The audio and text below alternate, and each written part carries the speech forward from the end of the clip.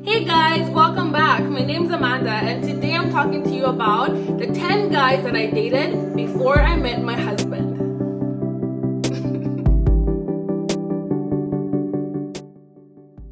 Dating can be a challenging experience, and like I said in the previous video, when you date, it has to look like a job interview where you assess people and then eliminate whoever does not meet your qualifications and standards.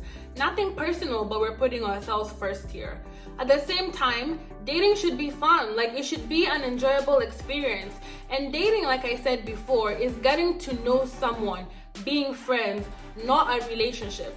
So if you've had any funny, weird, strange dating experiences, feel free to comment down here in the comment section and I will definitely get back to you. Number 1, Insta Ho. Yes, Insta Ho. So this dude looked good on paper. Tall, handsome, had a career, was educated, own house, own car, worked out, dressed well, was church going. Church going does not mean anything, but yes, on paper he looked like he had all these great qualities, but in person, this person was self-absorbed, selfish. Everything was about him. When you meet someone, to be honest, you will know the character. It will be how they look that attracts you first, and then over time you get to know who this person is. And he only talked about himself. He never went out of his way to ask questions about me. Everything was him. This dude would make me stand for 10 minutes to take his picture. Not even take my picture, take his picture. And then he'd be looking at his picture like, hey, I'm hot, I'm sexy, these muscles are really standing out in the picture. Then he would be bouncing his man boobs like he was muscular, so those muscles would be bouncing them. He's not joking. He was 100% serious, man. He was serious. I couldn't believe it. And I was like, I'm never hanging out with this guy again. But then I did, because I looked at his pictures and I was like, okay, this guy is hot. Let me just try to give him another chance. And I did. But it was so bad because I remember I fell sick. And when I told him, he started making sexual jokes instead of even offering to help me or get me medication or take me to the clinic to see a doctor for my fever. He didn't care. Another time, I was having issues at work and I was really stressed out about it. And I told him this is what happened. He's like, oh, okay, well, anyway, today when I hit the gym, blah, blah, blah. Everything was about him 24/7, about how he looks, about his muscles, about his diet, about how girls are on him. And basically, he just wanted me to sit there and look cute and shut up and, look good on his arm, like this trophy date or trophy wife, whatever he wanted from me. He just wanted me to look cute with him and not say anything, not do anything, and just talk and talk and talk, and I should just be there looking, listening, and just lapping up everything that he says. I could not. For me, the last straw was when he was being very forward and I told him that I had decided to be celibate, and he mocked my celibacy and made a very, very rude comment about me and my sexuality because I chose to be celibate. And at that point I was like, nah, I cannot. This is too much. It's not even worth it. So when I was leaving, the guy was kneeling down in the snow, begging, crying, I'm sorry, I was never taught how to treat women, please teach me. I was like, bro, I cannot teach you what your family, what life, what experience should have taught you. No. I'm not taking that burden on myself. So that is how I stopped dating Insta Ho. Number 2, Black Santa. This dude looked like Santa but buff and melanated AF. So he was tall, he was dark, he was handsome, he wore specs, he was really fit, had a big beard, so I called him Black Santa. So he was nice, he was intelligent, but he was very, very serious and extremely emo. So whenever we went on dates, he would be really, really deep, I'm just trying to have a good time and get to know you. And he was talking I don't really believe in love because at the end of the day, nothing lasts forever. And, even my parents, I'm not close to them because I know everyone is gonna die. So what's the point of even loving in the first place? And I was like,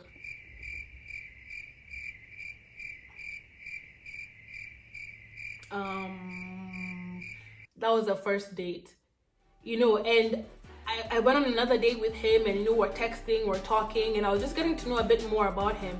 And this guy basically told me that he has never been in love, and even though he was in a previous relationship, this girl was so harassed because he was never able to open up emotionally to her. He was never able to express his feelings, and he also told me that he doesn't think that he can ever love, and he would like to be in a relationship with me, but if we do get into a relationship, I should understand that he will never be able to tell me he loves me. He will show me that he loves me, but he cannot say the words.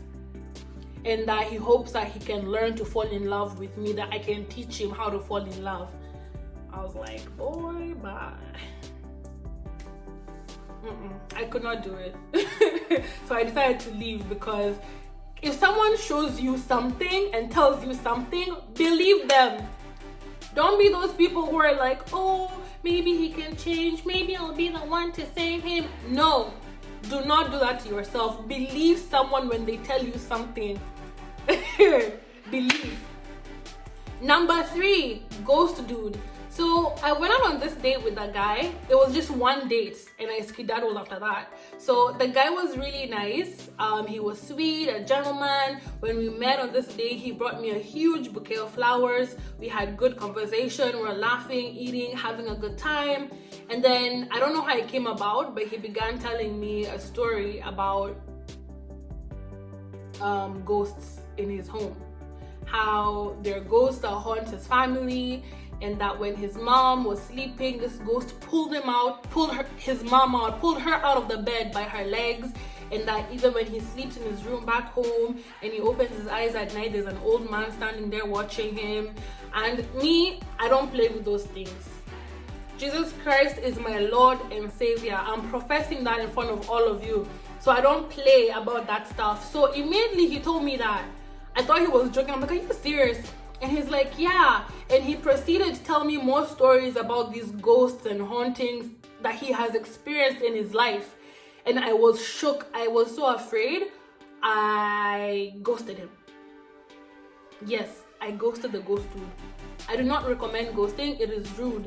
But I was afraid. I feel like this was a special situation, because I'm like, I do not want to be around anything or anyone that has anything to do with things that have to do with that. So even the roses he gave me, I threw them out, because I'm like, I don't want to have any weird energy in my house or in my space. So that was the story of Ghost Dude.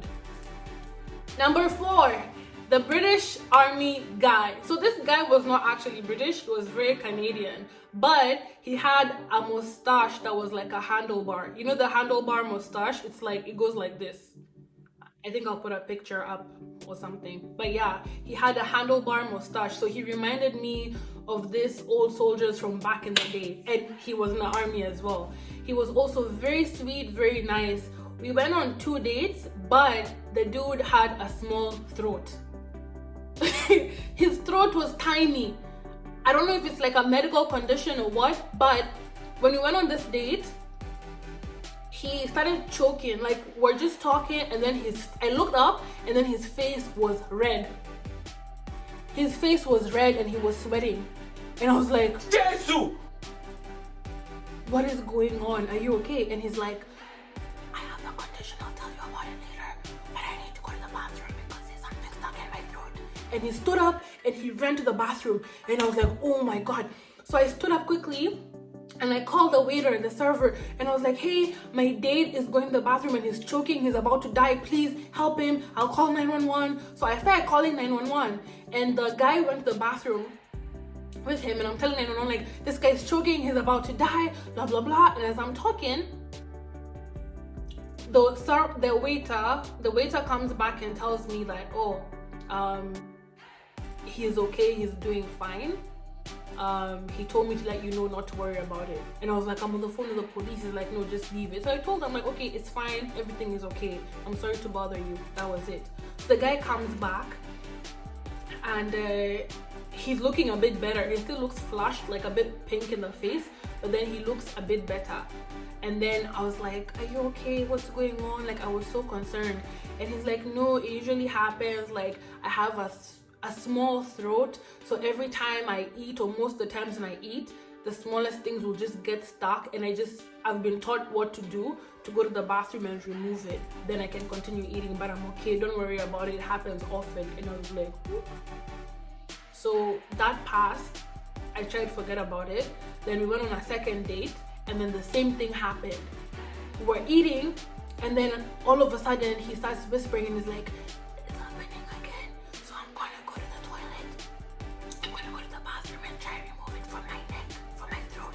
So don't worry. And I'm like, go. So I told the waiter again, like, I know he told me it was fine, but I'm like, just in case, because someone is choking. So I told the waiter, like, oh my goodness, like, my date is in the bathroom, he's choking, please help him. So I pressed 911, but I didn't press call. I was waiting to call just in case. So the waiter came back and told me, like, oh, he's fine, don't worry about it. So this guy came, and then he's laughing. He's like, why are you stressed out? I'm like, because you're choking. And he's like, no, I'm good, don't worry about it, it's fine, I told you something which happens, it's normal, blah blah blah. So I was just like, okay. In my head, I was like, I cannot meet this person again, because I don't want to be feeling like someone is about to die every time we're trying to have a meal. So as much as he was sweet, that was the end of the British Army guy. Case closed. Number 5, the Malian dude. So out of these 10 people that I dated before I met my husband, I was like really attracted to him, but I was attracted to him to the point that I was not being objective, and I was lowering down my standards so that I could hang out with him more. So there are things that happened that I gave him a pass on that I would not normally give people passes on. Like, I needed help with something. I was moving house, and this person did not offer to help me. Even when I asked them to help me, they declined. They had excuses, work, this. Mind you, they live 5-6 minutes away from me, and they had the means to help me, but they just didn't want to. Instead, he was like, oh, when you're done moving in, let me come see your new place. We can do a housewarming party, blah blah blah. And I was like, So this guy wants me to sweat alone, struggle alone, then he wants to come in and all the hard work is done. Do you know what I mean? Like, it was and then he's inviting himself to my house, of which I was never ever allowing anybody to come to my house, because they're just friends. People can be serial killers, you know. So why would I go through all this on my own? You don't even help me, but you're inviting yourself to my house after not even lifting a finger to help me. So I had to refocus and remind myself to stay on the track that God wanted me to stay on, because I had asked God for guidance. I knew what I wanted out of my dating, and this was not it. He was not it. So despite me having all these butterflies, I had to cancel the dude. Number 6, Simple Simon. So this dude had locks and a beard. He looked good, you know, he wasn't bad looking at all, and I thought, okay, let me give him a chance. Let's see what this is about. I'm having fun, I'm enjoying myself. Now we meet. I'm looking like a snack, a whole freaking meal. I was looking good. He comes to meet me with a shaggy beard, messy hair, a vest, a singlet, like a wife beater, shorts and flip-flops. He was looking a mess. He looked a mess.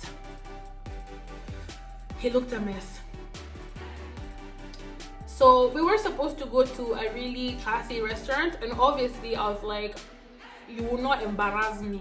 I'm not gonna enter that restaurant with you looking the way you look. Like, they'll probably even stop him at the door, like, why are you wearing shorts and flip-flops? Like, no. And I also felt offended, because I'm like, I took time to look good.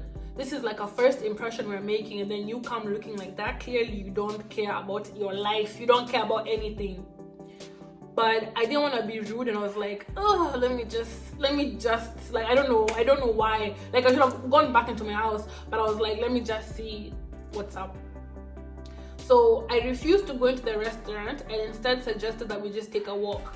And I said I wasn't really hungry at that moment, but maybe later on, if I wanted to eat, I would let him know. He said, okay, cool, let me know. So we walked, we talked, and then I decided that I wanted to get like a quick coffee, because it was a little bit chilly and I wanted something warm to drink. So when we entered this cafe just to pass by, I noticed that he didn't want to pay for the drink. So he was pretending that he was busy doing something else in the back when he saw that I was standing near the cash register. So I peeped that, but I was like, it's okay, it's fine. So I bought my silly drink. It was literally like $3, and then I left. Or we left rather. We kept walking, and then after a while, I decided that I just wanted to go home. So before we went home, he now said, oh, I'm feeling hungry. Are you hungry? I said, yeah, I'm hungry. And then we're like, oh, we're gonna pass by some random restaurant before we go home and get some food. So when we got there, he bought food for himself and left and just started eating like it was done. And I'm like, really? He couldn't even offer me a burger, anything, a small snack, nothing. He didn't offer anything. He just bought his own and started eating and walked away. And I was like, wow, like really? So I think he noticed that I'd got an attitude, and he's like, is everything okay? Are you fine? What's going on? And I was just like, it's kind of rude that he didn't even offer me, even out of politeness, like, hey, do you want something to eat? Yet you asked to take me out, you told me you wanted to treat me, but then you're snaking when it comes to buying me a cup of coffee, and then snaking when it comes to buying me a snack and buying yourself something, not even offering me anything. So I was very like irritated by that. And then he started to give a couple of excuses. Then after a while he sighed. He was just like, let me just tell you the truth. So the truth was that he was broke apparently, and he was not doing well financially, one. And number two, he started telling me a story of how he was stuck in an expensive house that he was paying rent for that he couldn't afford because the person that he was living with, who he was splitting the rent with, left and abandoned him. So now he had to take the whole responsibility on his own, and he was struggling with it. So he didn't have money for anything. Like, he was really struggling financially. And that is why he couldn't buy me a freaking snack for $10 or my coffee for $3. And I was just like, what? And he saw that I wasn't feeling pity for him, and he's like, you know, I don't want someone who's all about the money. I want someone that I can build with. I want someone that can be the Michelle to my Barack. I want to be a power couple. And I was like, hold up. You're not gonna guilt me into accepting mediocrity, whatever the word is, because first of all, you came here looking like a homeless person off the street. I came looking good. You don't even care about first impressions. Secondly, if you're broke, what the heck are you doing trying to ask someone out on a date? Why? Why are you doing it? Go fix your brokenness. Focus on yourself. If I was broke, I'll not be trying to date. Thirdly, he's talking about a power couple, Michelle and Obama. Bro, you don't even have money to buy a $10 snack. What power are you talking about? What power couple is this that you want to be involved in? On top of it, have you seen how Michelle and Barack dress? I was dressed like Michelle, but trust me, you are not dressed like Obama. You are not dressed like Obama. So don't try and scam me with that. So for me, I shut down everything that he was trying to say about power couple, broke couple. No, because for me, I know the kind of life I want, and I'm not gonna attach myself to someone who is not on my level, who's like, and it's fine.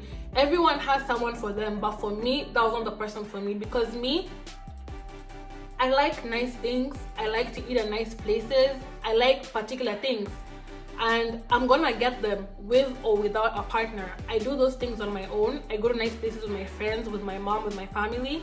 So why would I be with someone who will prevent me from getting those things? Why? So I just told him, yeah, we're not gonna do this. This is the first and last date, so good luck with your financial situations. And I dipped. Number 7, the NFL CFL guy. So my friends and I went out to a restaurant one night, And while I was walking into the restaurant, there was like a group of Americans that was sitting at the table, and one of them just got up and began to follow me, and he was like, hey, what's your name, can I have your number? And I just brushed him off because I'm like, yo, I came here to meet my friend. So I ignored him and I went and I sat down. But while I was sitting down, I could see their table, and he kept like looking at me and trying to wave at me, but I was ignoring him. Fast forward, we finish our girls' date, and then he insists on inviting all of us to a party that he has at his house. And this was during like the summer. So my friends accepted, and eventually, because they were talking to his friends, I ended up accepting to go for the party. Then I met him again, and then he kept trying to pursue me. So I was like, well, I can meet him for a date, we can talk and we can get to know each other, like it's fine, I don't mind. So I liked his accent. I liked that American accent he had. I don't know if he was from like the South or something, but I really liked his accent. And I was just intrigued by these Black American dudes, and I was like, oh, okay, let's see what this is about, because I've never met like a Black American person before. This was my first time, and I was very intrigued. So we met, we hung out at his house. It was fun. Like, we're all a bunch of friends, barbecuing, eating, watching TV, listening to music. It was nice. But this guy was very forward, like very sexually forward. Like, he was always talking about my physical features and coming too close to me and like trying to put that game on me, and I was just like, no, slow down. And I was trying to make it more deep, like to talk to him and get to know him, who he was, what he liked, but he was adamant about having a shallow experience with me. Like, I kept trying to ask him deep things about his family, about things he's been through, and he was like, ain't nobody got time for that. All he wanted to know was if I can dance, how I look good, where I like to go to eat, what cars I like very shallow things. So I felt like it was almost like a struggle where I'm trying to get to know him, and he was basically trying to have some sort of entanglement with me, and obviously I'm not gonna allow. So eventually that just kind of fizzled out, because I stopped going to meet him, because I knew meeting him would just be him trying to make passes at me, and I wasn't gonna keep entertaining that. So that is how it ended with the NFL CFL guy. Number 8, the US Army dude, aka 5'7". So I met this guy on social media, on Instagram, because we both commented on something, and then we were just having fun and talking there. And then he was in my DMs, we chatted a bit, then he asked for my number, we talked, then we began FaceTiming, and before I knew it, we had been talking for like 3 months, and I was really enjoying my conversations with him. Now, this guy lived in the US and worked in the army, and he had a kid and was a divorcee. That is already a very tricky situation for me to even involve myself in. But obviously, by the time I found that out, I was already like enjoying my conversations with him. And I tried to tell myself like, no, we're just gonna be friends. But like, our conversations were a little bit more serious than just friends, you know? And at the end of the day, when it came down to figuring out like if we wanted to pursue something more than a friendship, to me it wasn't feasible, because I was just feeling weird about the whole situationship between the relationship with him and his ex-wife, and just having to deal with a child who he said that he would not introduce to his spouse. Like, if he got married again, why would the person want to meet his kid? Because it's not their kid. And I found that very weird. Like, how would I marry you but then you don't let me meet your daughter? Like, I found that very weird. So there was just a lot of complications with the fact that he was divorced and had a child that I felt like I could not deal with. It was too stressful for me. Yeah.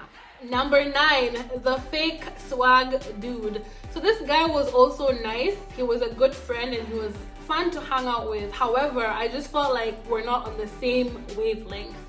While I was thinking about stuff like saving money, mortgages, graduating from my master's, he was thinking about partying and just having a good time. Like, he didn't really have any direction. He wasn't thinking about upgrading his life in any way or doing better in his career or going to seek further education. Like, he wasn't really doing any of that, you know, but he was fun. Additionally, he had this weird, like, to me, I thought it was a limp. He was limping, but apparently maybe he wasn't. Maybe it was, you know, a swag thing where you walk like this, you know what I mean, like bouncing, being cool, being swagnificent. I wasn't feeling it. I thought that he had a health issue, and I thought there was something wrong with his leg. So I really don't know what it really is, if it was a leg issue or if it was just his own fake swag. Then I went for a party with him. When we went to this party, his attention was on everyone but me. Like, he was looking around at other people, trying to smile with other women, and it just irritated me. And then he kept like raising his shirt to like show off his abs. Like, he's dancing and he's feeling good and he's winding his waist, and then he lifts his shirt to show people his abs. And I was like, as in, what is wrong with these people? As in, I just could not. I really and honestly could not. So I told him, listen, you're a great guy, but if I decide to get into a relationship with someone, it will not be with a guy that raises his shirt up at a party to show off his abs. It will not be with a guy that is looking at every other woman while your happiness is right here. Like, I mean. And he really tried to beg for a second chance and everything. At that moment, just because he put pressure on me, I pretended as if I would give him another chance just so he would stop begging. But then the next day, I just sent him a message and I told him, listen, it's done. I cannot see you anymore. Unfortunately, that day that I told him that happened to be his birthday. Happy birthday. Number 10, Fetish Frank. Yes, this dude had a fetish for African women, and he seemed cool. He seemed well put together, but when we went for our date, he was just mad. All he talked about was like my African features, the things that make me this lovely melanated African woman that you see before you. But like, for real, all he talked about was my skin, my teeth, my lips, my butt, my hair, like my accent. Like, it was weird. And he just kept saying things that were just very borderline, like sexual. Like, he was testing me to see if I would be cool with what he was saying, so he would continue, but I just felt very uncomfortable. He made some comments about how, you know, he's tried to like date women from like other African women from Canada, but they've been born and raised here, so it's not really the real thing. So he's like, you're straight from the motherland, like fresh off the boat, so this is premium African quality. I was like, what? It didn't sit right with my spirit, man. It did not sit right with my spirit. So I bounced. I left, man. I could not do it. It was too weird for me. If you enjoyed this video, like, comment, and subscribe below. I am so excited to hear about all your dating experiences down in the comment section. Aside from that, I will see you next time. Bye!